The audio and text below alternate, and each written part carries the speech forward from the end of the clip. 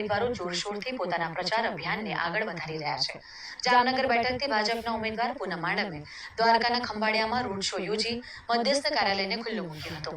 ખંભાળિયામાં યોજાયેલા કાર્યક્રમમાં 20થી વધુ અલગ અલગ જ્ઞાતિઓના સંગઠનોએ ભાજપના ઉમેદવારનું સ્વાગત અને સન્માન કર્યું હતું। પૂનમ માડમે ખંભાળિયામાં આવેલી બાબા સાહેબ આંબેડકરની પ્રતિમાને માલ્યાર્પણ કરી પોતાના રોડ શોનો પ્રારંભ કર્યો હતો। જ્યાં રાજ્યસભાના સાંસદ પરિમલ નથવાણી અને મોટી સંખ્યામાં લોકોની ઉપસ્થિતિમાં કાર્યાલયને ખુલ્લું મૂકવામાં આવ્યું હતું।